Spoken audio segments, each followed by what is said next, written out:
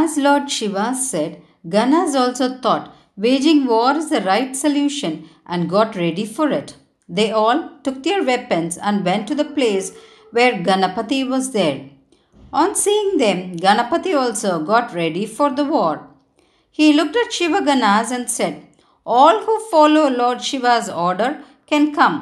I am a small boy, standing alone. I act on my mother's order. Parvati Devi herself will look at her son's strength. May Lord Shiva look at all your strength. Let our leaders, Shiva and Parvati, look at the war between you violent people and me, a small boy. I also have not waged war so far. Now only I am coming to war. But still, you all are going to feel a shame at the end. We should not think as either we won or we lost. If you all win, Lord Shiva has won. If I win, Parvati Devi has won. We should think so." Shivaganas came with anger to wage war, with their eyes turned red, biting their teeth, and making loud noise.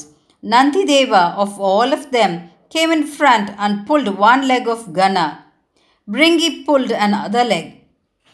Pilayar gave a slap to both. Both left Gana's legs and ran. Gana took an iron pestle from nearby and bet Shivaganas in their neck, legs and shoulders. Seeing that, Shivaganas thought, "This boy cannot be won." Some Ganas ran away.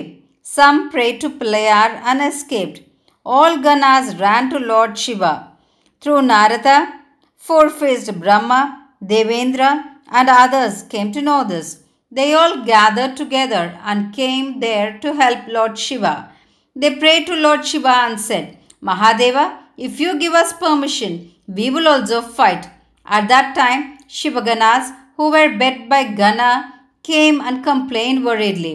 Lord Shiva looked at Brahmadeva and said, "Nanmuga, you go and convince him with good words such that this war does not continue." Brahmadeva went with other sages to the place where Gana was there. The moment he came, Pilayar pulled his moustache. Unable to bear the pain, Brahmadeva shouted, "I did not come here to fight with you." Gana took the iron pestle in his hand, and at once Brahmadeva and others started to run. They went and said to Lord Shiva. Lord Shiva got angry. He ordered Indra, Subramanya, and others, along with goblins and devils, to go and fight with Gana. Once they got the order from Lord Shiva, they all went along with their respective weapons and began to fight. The weapons they put spread throughout the world and disappeared. At that time, Parvati Devi, who was in Andapura, created two Shaktis. She sent them to support Gana, who was fighting alone. Of that, one Shakti had a fearful body, was black in color, face like a mountain, and a cave-like opened mouth. Another Shakti was in the form of lightning and had plenty of hands. That Shakti opened her mouth and swallowed all the weapons the Devas put. Pilayar bewildered the Devas' army by beating with the iron pestle. Confused Devas thought what they will do, where they will go. They uttered repeatedly. At that time, Apsaras, Ramba and Menaka dropped sandal flowers from sky. Narada and others were happy seeing Ganabala's bravery and skill in waging war. "We have not seen such a warrior. Rudra at the time of destruction has only come like this," praised the sages. At that time, the earth surrounded by sea shook. All the seven seas was disrupted. Sky splitted. All were terribly afraid. Devas, including Indra and Ganas, ran. The two Shaktis had destroyed many in the army. Subramanya came and took the balance remaining people in the army to Shiva's Sannidhi. He prayed to Lord Shiva and said, "Father, the strength of that Gana cannot be said. Have never seen anyone like him, nor even heard about anyone like him earlier. If you do not control him, then Mahapralaya will occur."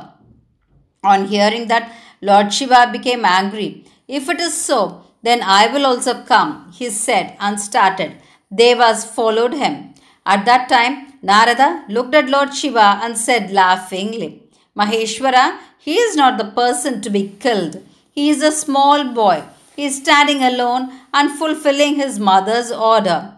Attract him, and that will be good. So somehow developing friendship with him is good.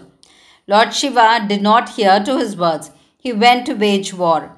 He was surprised to look at Ganabala. He thought only on cheating he could be won. He stood in the front row in middle of his army. Devas were happy to see Nirguna Lord Shiva coming to wage war along with Vishnu and others. Vishnu looked at Lord Shiva and said, Lord Shiva, I will make him unconscious through my Maya Shakti. You beat him then. Only by doing tricks we can win. Both the Shaktis disappeared then.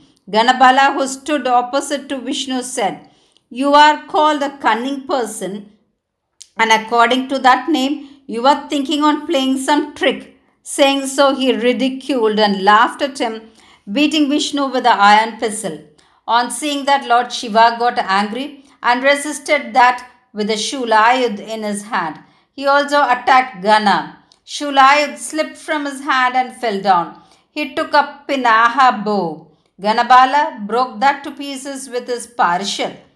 Gana's Parishad weapon bet one in 5 hands. At once, Lord Shiva took up another Shulayud in the other 5 hands. At that time, Lord Shiva thought, if we ourselves suffer so much because of him, then how will other devas and ganas suffer? Vishnu looked at him and surprisingly said, Kailashanatha, in the physical form and beauty, nobody is equal to this boy.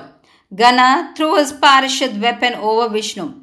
That broke the chakra into pieces. Vishnu took another chakra and waged war. Ganabala threw his iron pestle over Vishnu and began to wrestle.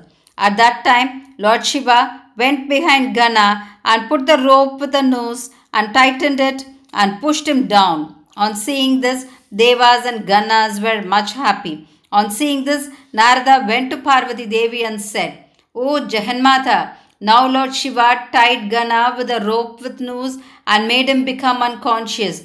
Now you should safeguard your prestige. Saying so, he created a disturbance in her and made her to revolt. After that, he disappeared from there. Devas shouted, Jaya Jaya Shankara, and jumped and celebrated their success. Sages, now I will tell you all what Parvati did.